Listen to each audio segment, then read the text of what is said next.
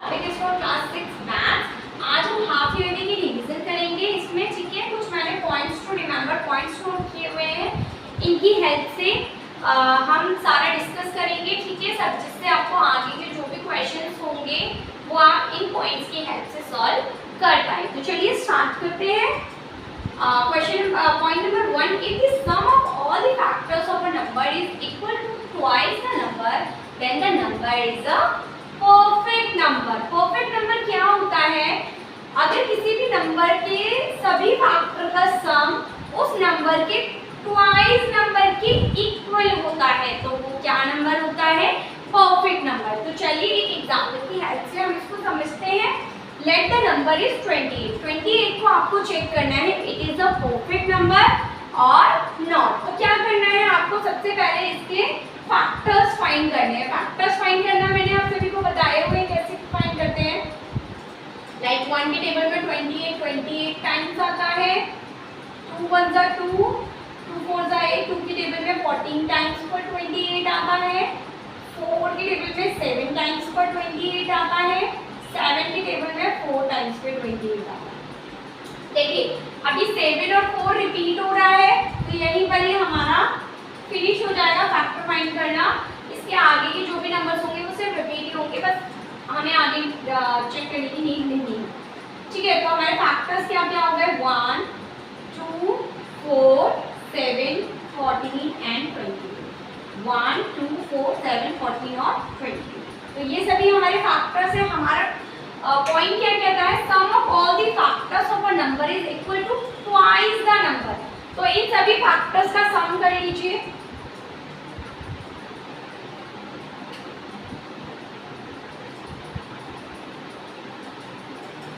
To और 1 3, 3 और 4 कितना हो जाएगा? 7, 7 और 7 14, 14 और 14 28 और 28 में 28 प्लस करेंगे तो कितना हो जाएगा? 56। ठीक है इसको हमें कंपेयर करना है इस नंबर के ट्वाइस नंबर से। ट्वाइस ऑफ नंबर क्या हो जाएगा? नंबर क्या है? 28, इसका ट्वाइस यानी 2 से मल्टीप्लाई कर दो 56। देखिए सम ऑफ ऑल द फैक्टर्स और ट्वाइस ऑफ नंबर इक्वल आ रहा है, so that's why it is a 28 is a perfect number। ठीक है आगे चलते हैं। Whole number starts from 0। Whole number कहाँ से स्टार्ट होते हैं? 0 से। ठीक है और नेचुरल नंबर कहाँ से स्टार्ट होते हैं? 1 से। तो नेचुरल नंबर होल नंबर में, सभी नेचुरल नंबर होल नंबर्स में इंक्लूड होते हैं लेकिन सभी होल नंबर्स नेचुरल नंबर में इंक्लूड नहीं होते हैं। ठीक है नेचुरल नंबर 1 से स्टार्ट होते हैं और इनफिनाइट तक चलते हैं। होल नंबर 0 से स्टार्ट होते हैं और इनफिनाइट तक चलते हैं। ठीक है फोर्थ नंबर देखिए, fourth point, every number is the multiple of itself. Her number अपने आप का मल्टीपल होता है। लाइक एक एग्जांपल ले लेते हैं।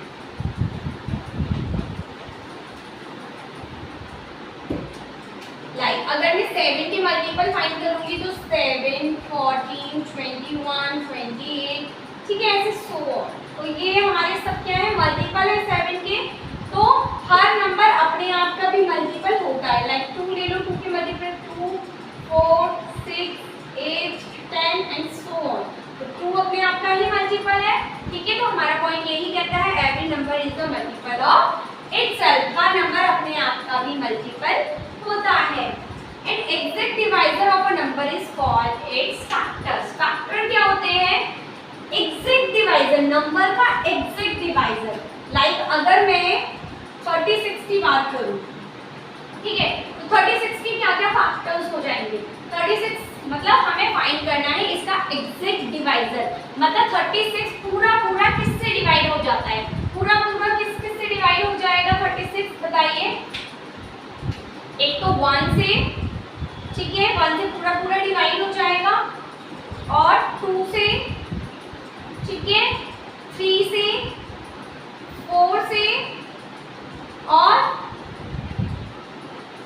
6 से। ठीक है तो ये सभी नंबर किससे डिवाइड हो जाएंगे? 36 से और 36 खुद। ठीक है 36 के क्या क्या फैक्टर्स हो गए? 1 2 3 4 6 और 36। देखिए जब हम इस मेथड से करते हैं तो हमसे कोई नंबर छूट भी सकता है फैक्टर्स के लिए, लेकिन अगर हम यू शेप से करते हैं, लाइक 1 के टेबल में 36 कितनी टाइम्स आता है? 36। 2 के टेबल में 36 कितनी बारी पर आता है? 18 टाइम्स। 2 18 जा 36, ठीक है। उसके बाद 3 के टेबल में 3 2 जा 3, 3 2 जा 6। 4 के टेबल में 4 9 जा 36। 5 में नहीं आता, 6 में नहीं आता, 7 में भी नहीं आता, 8 में भी नहीं आता, 9 में आता है। यस, 9 में आएगा तो ये रिपीट कर जाएगा।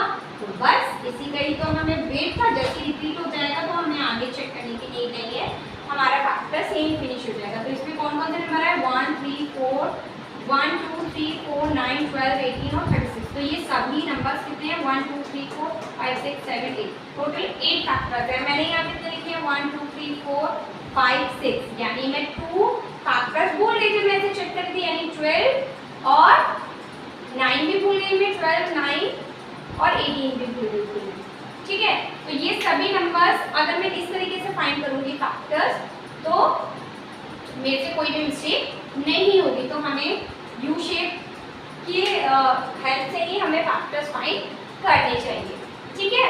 तो क्या हम कहाँ पर थे? An exact divisor of a number is called its factor. जो एग्जैक्ट डिवाइजर होता है, ठीक है, 1 के टेबल से पूरा डिवाइड हो जाएगा 36, 2 के टेबल से पूरा डिवाइड हो जाएगा, 3 के टेबल से 4 9 12 18 और 36, इन सभी के टेबल, इन सभी नंबर्स से 36 पूरा डिवाइड हो जाएगा, यानी ये एग्जैक्ट डिवाइजर है 36, ठीक है। समझ आया ये पॉइंट?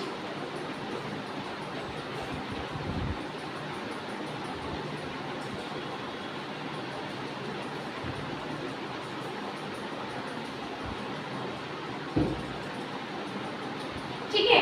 अब यही अगर अभी तो हमने बात की फैक्टर्स की, फैक्टर्स में देखिए हमारे सभी नंबर्स आ रहे थे, प्राइम नंबर भी और कंपोजिट नंबर भी, ठीक है। लेकिन अगर हम बात करते हैं कि find all the prime factors of a number, ठीक है, तो हम इससे पहले बात करते हैं प्राइम और कंपोजिट नंबर की। प्राइम और कंपोजिट नंबर क्या होता है? प्राइम और कंपोजिट नंबर क्या होता है? Prime number the number that has only 2 factors. कोई भी नंबर जिसके केवल 2 फैक्टर होते हैं वो क्या होता है? हमारा प्राइम नंबर। लाइक 2 के कितने फैक्टर्स है? 2 ही फैक्टर है, या तो 1 के टेबल में आता है या अपने आप के टेबल में आता है, तो केवल 2 फैक्टर हो गए उसके, तो ये हमारा क्या है? प्राइम नंबर, ठीक है।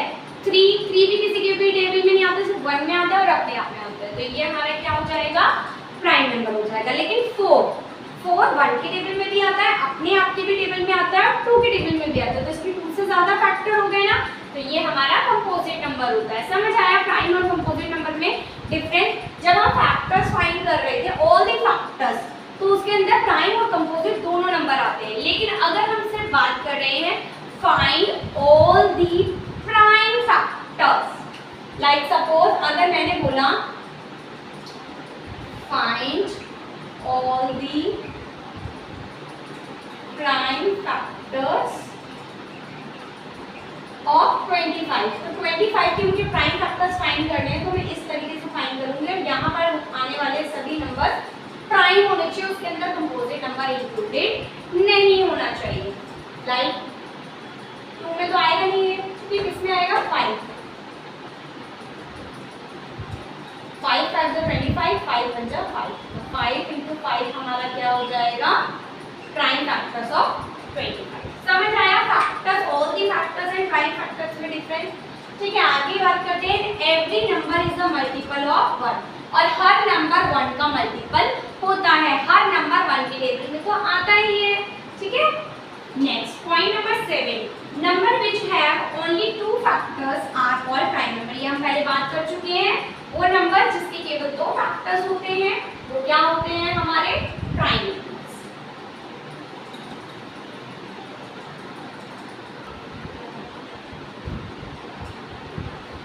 Point number 8, smallest odd prime number is 3। सबसे स्मॉलेस्ट यानी सबसे छोटा ऑड प्राइम नंबर हमारा क्या होता है? 3 हमारा ऑड भी है और सबसे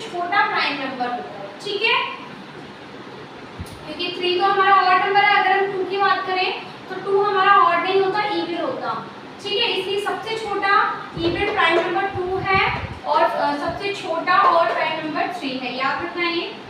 ग्रेटेस्ट 2 डिजिट नंबर इज 99 यानी 99। 2 डिजिट का ग्रेटेस्ट नंबर अगर जब भी हमें फाइंड करना होता है तो जितनी डिजिट का आपको ग्रेटेस्ट नंबर चाहिए उतने आप 9 लगा दो। लाइक अगर आपको सिर्फ 1 डिजिट का ग्रेटेस्ट नंबर चाहिए तो 19, ठीक है। और अगर आपको 2 डिजिट का ग्रेटेस्ट नंबर चाहिए तो 99, 3 डिजिट का ग्रेटेस्ट नंबर चाहिए तो 999, ठीक है। 4 डिजिट का ग्रेटेस्ट नंबर चाहिए तो 4 टाइम्स 9, इसी तरीके से 5 डिजिट का ग्रेटेस्ट नंबर चाहिए तो 5 टाइम्स 9, ठीक है। अब इसी का अपोजिट अगर हमें स्मॉलेस्ट नंबर चाहिए, अगर हमें 2 डिजिट का स्मॉलेस्ट नंबर चाहिए तो 2 डिजिट का स्मॉलेस्ट नंबर हमारा 10 होता है, 3 डिजिट का स्मॉलेस्ट नंबर 100 होता है, 4 डिजिट का स्मॉलेस्ट नंबर 1000 होता है, ठीक है। 4 डिजिट का स्मॉलेस्ट नंबर 1000, 5 डिजिट का स्मॉलेस्ट नंबर 10000, ठीक है। अगर 2 डिजिट का है तो 10 लगेगा 1 के साथ, 3 डिजिट का है तो 20 1 के साथ, और अगर 4 डिजिट का है तो 30 1 के साथ, और 5 डिजिट का है तो 40 आ जाएंगे 1 के साथ, ठीक है। आगे बात करते हैं। A line has no end point, एक लाइन का कोई भी एंड पॉइंट नहीं होता, ठीक है। ये लाइन है, इस साइड से इनफिनाइट तक एक्सटेंड की जा सकती है और इस साइड से, ठीक है। तो लाइन का कोई भी एक एंड पॉइंट नहीं होता, लाइन इनफिनाइट तक एक्सटेंड की जा सकती है, ठीक है। लेकिन अगर हम बात करें रे की, तो रे का स्टार्टिंग पॉइंट होता है लेकिन उसका भी कोई एंडिंग पॉइंट नहीं होता। लेकिन अगर लाइन सेगमेंट की बात करें तो लाइन सेगमेंट में दोनों एंड पॉइंट्स होते हैं, ठीक है। आगे चलते हैं। Only one line can pass through 2 given points. अगर आपको कोई भी 2 पॉइंट दिए हुए हैं तो इन 2 पॉइंट से पास होकर कितनी लाइन जा सकती है, तो देखो अगर हम इस लाइन को ऐसे इंक्रीज भी करते हैं तो एक ही लाइन तो हो सकती है, दूसरी लाइन तो कोई हमारे पास ऑप्शन ही नहीं है, ठीक है। तो only one line can pass through 2 given point.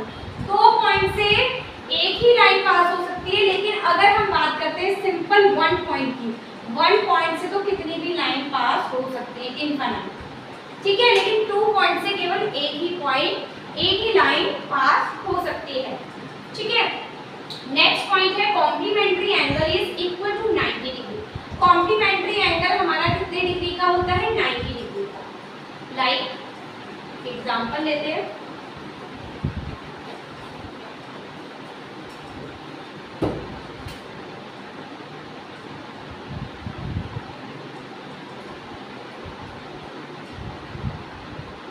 ठीक है,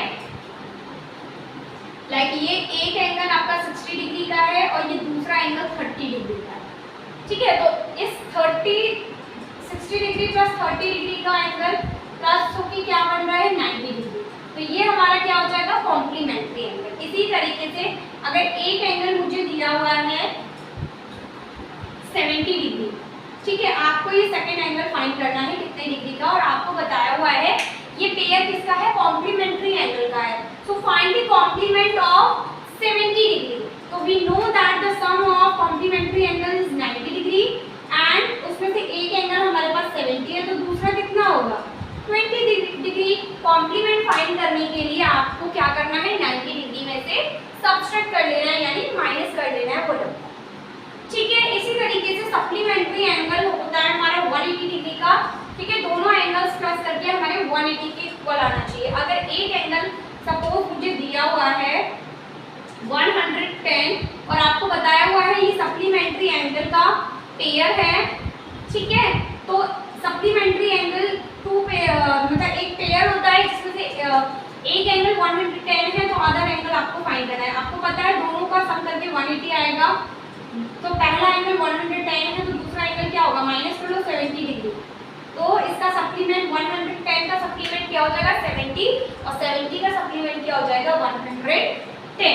समझ आया। नेक्स्ट है the sum of all the angles of a triangle is 180। एक ट्रायंगल के सभी एंगल का सम कितना होता है, 180 डिग्री। कितना होता है, 180 डिग्री। लाइक ये ट्रायंगल है,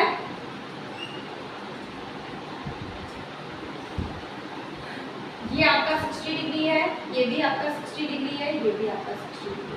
तीनों एंगल्स को आप प्लस करेंगे तो कितना आ जाएगा आपके पास 180 डिग्री। ठीक है, लेट्स सपोज अगर मेरे पास 2 एंगल्स दिए हुए हैं, ये आपका 60 डिग्री है, ये आपका 40 डिग्री है, आपको थर्ड एंगल यानी x दिया हुआ है, तो आपको x की वैल्यू फाइंड करनी है। तो कैसे करेंगे? You know that the sum of all the angles of a triangle, तीनों एंगल्स का सम किसके इक्वल होता है? 180 डिग्री।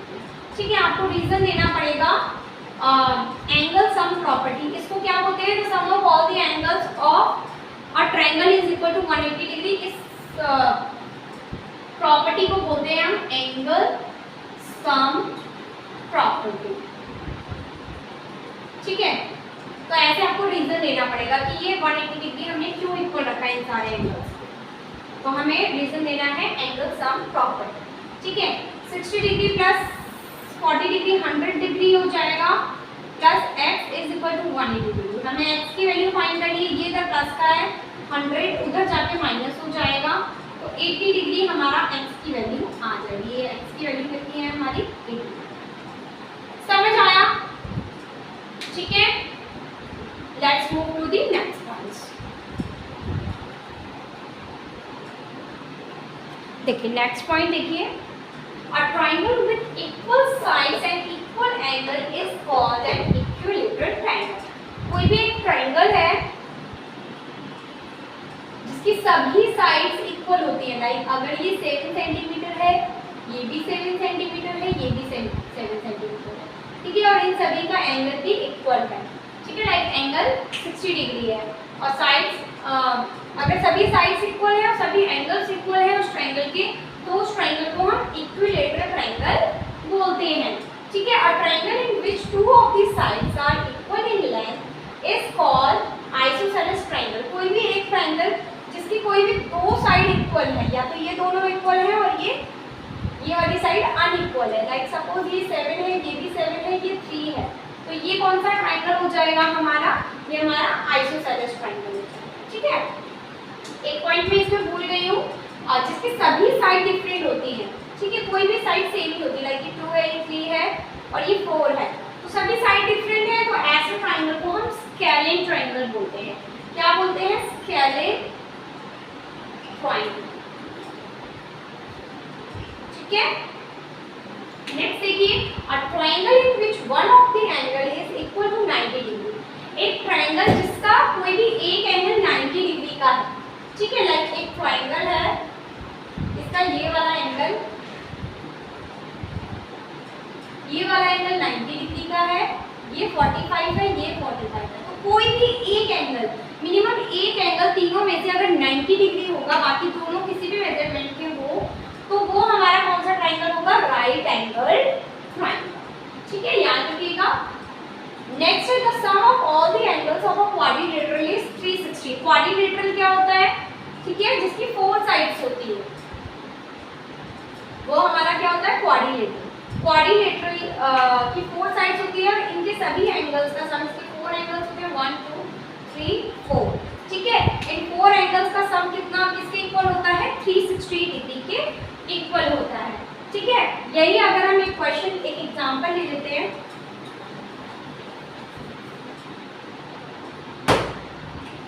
लाइक अगर ये ट्रायंगल है, ठीक है, ये एंगल हमारा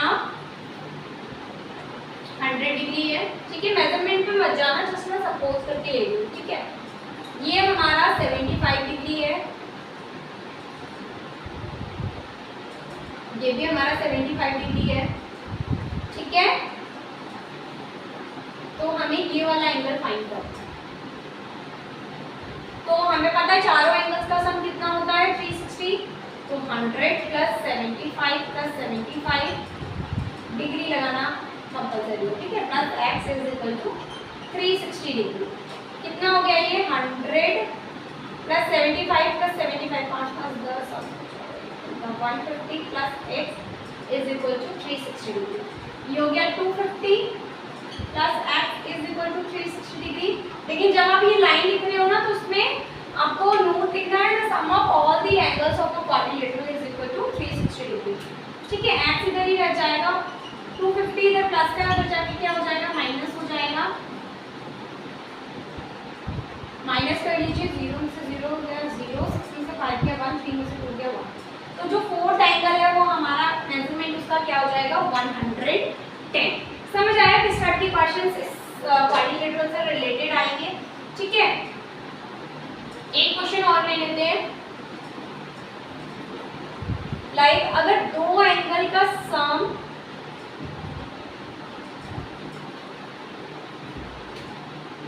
कोई भी दो एंगल का सम इक्वल है, लाइक 65 डिग्री 65 डिग्री, ठीक है, ये हमें दो एंगल का सम 65 65 दिया हुआ है इक्वल एंगल से, और ये जो आगे के नेक्स्ट टू एंगल्स है वो भी इक्वल है, लेकिन हमें नहीं पता है, तो हमने लेट कर लिया दोनों एंगल क्या है, एक्स है, बाकी के दो तो हमें पता है 65 65, तो एक्स थर्ड एंगल भी हमने लेट कर लिया एक्स, फोर्थ भी एक्स, ठीक है। सभी का एंगल का सम 360 होता है, प्लस कर लो कितना हो जाएगा 130, x प्लस x कितना हो जाएगा 2x is equal to 360 degree, x यही रह जाएगा, ये इधर प्लस का हो जाएगा माइनस का हो जाएगा, ये इधर मल्टीप्लाई का इधर जाके डिवाइड का हो जाएगा, 0 का 0, 6 में से 3 गया 3, 3 में से 1 गया 2, ठीक है।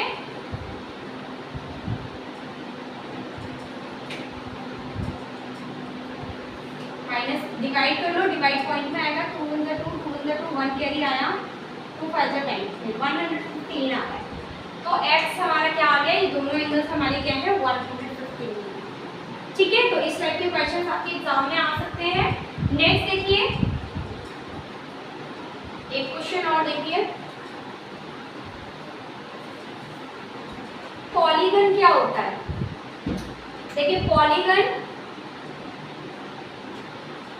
वो होता है जो कोई भी लाइन सेगमेंट से मिलकर बना होता है, ठीक है, उसमें लाइन सेगमेंट से मिलकर ही कोई क्लोज्ड फिगर होना चाहिए। तो triangle can be a polygon, ठीक है, अ क्वाड्रिलेटरल कैन बी है जिसकी 4 साइड्स होती है, ठीक है, या किसी की 8 साइड्स होती है। मेन अगर हम पॉलीगन हम उस फिगर को कह सकते हैं, या तो उसके अंदर टू प्रॉपर्टीज होनी चाहिए। फर्स्ट वन इज वो लाइन सेगमेंट से मिलकर बना होना चाहिए, सेकंड वन इज कि वो क्लोज्ड फिगर होना चाहिए, ठीक है। तो लाइक सपोज ये पॉलीगन है ABCD, मैंने इसका नाम दे दिया ABCD, ठीक है। अब इसमें वर्टिसेस क्या है, वर्टिसेस हैं हमारे इसमें, इस पॉलीगन में हमारे वर्टिसेस हो जाएंगे A B C and D। ये जो कॉर्नर पॉइंट्स होते हैं ना, हम इनको वर्टेक्स बोलते हैं, ठीक है। अब इसकी साइड्स क्या क्या है, क्या क्या साइड्स है इसकी, AD एक साइड है, BC भी एक साइड है, BC भी एक साइड है, और AB भी एक साइड है, ठीक है। अगर मैं बात करूँ, ये सारी तो साइड्स है, लेकिन मैं अपोजिट पेयर्स की बात करूँ तो अपोजिट साइड कौन कौन सी है, AD and BC are opposite sides, and AB and DC are opposite side. ये साइड इसके अपोजिट है, ये साइड इसके अपोजिट, ठीक है। और बात करूँ एडजेसेंट साइड्स की, एडजेसेंट साइड्स कौन सी होती हैं, जिनका वर्टेक्स पॉइंट कॉमन होता है, ठीक है। लाइक जैसे AD और DC, AD एंड DC, इन दोनों में D कॉमन आ रहा है, ठीक है, तो एडजेसेंट साइड का पेयर है। और क्या हो सकता है, DC एंड BC, दोनों में C कॉमन है, ठीक है। और क्या हो सकता है, BC एंड AB, दोनों में क्या कॉमन है, B कॉमन है दोनों में, ठीक है। और AB और AD, ठीक है। तो ये हमारी एडजेसेंट साइड्स होती है। नेक्स्ट देखिए डायामीटर, अगर हमें रेडियस दिया हुआ है तो हम डायामीटर कैसे फाइंड कर सकते हैं। We know that diameter is equal to radius multiplied 2. Like ये सर्कल है, ठीक है, यहाँ सेंटर होता है, इसको हम सेंटर बोलते हैं।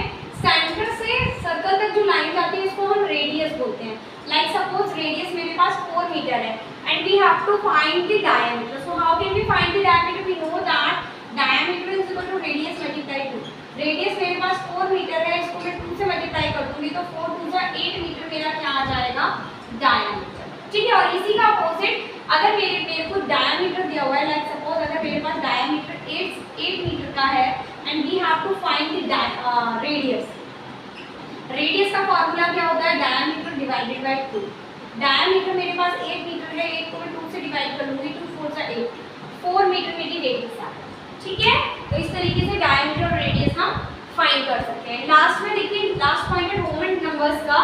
रोमन नंबर्स के कुछ रूल्स होते हैं, लाइक जैसे आई को हम बोलते हैं 1, एक्स को हम बोलते हैं 10, सी को हम बोलते हैं 100 और एन को बोलते हैं हम 1000। तो सिर्फ ये हमारे 4 नंबर्स हैं आई, एक्स, सी और एन जो रिपीट हो सकते हैं। लेकिन रिपीट होने का मतलब ये नहीं कितना भी रिपीट करते रहो, तो इसका भी एक रूल होता है, ये मैक्सिमम कितने टाइम्स रिपीट हो सकते हैं, 3 से ज़्यादा बार हम इसको रिपीट नहीं कर सकते। और जो रिपीट ही नहीं होते वो हमारे कौन कौन से नंबर हैं, एल यानी 50 और डी यानी 500, इन दोनों को हम रिपीट ही नहीं कर सकते। रिपीट होने वाले नंबर हमारे होते हैं आई, एक्स, सी, एन। इसके अलावा हमारे रोमन नंबर्स रिपीट नहीं हो सकते। रोमन नंबर के बारे में अगर आपको डिटेल में वीडियो चाहिए तो क्लास 6 की प्लेलिस्ट में जाकर आप रोमन नंबर की वीडियो देख सकते हैं, ठीक है। तो आज के लिए बस इतना ही। इसका हाफ ईयरली रिवीजन का ये पार्ट 1 है, पार्ट 2 में जल्दी लेकर आऊँगी, ठीक है। तब तक के लिए थैंक यू। और जिन्होंने मेरे चैनल को सब्सक्राइब नहीं किया है तो प्लीज़ सब्सक्राइब कर लीजिए। Thank you.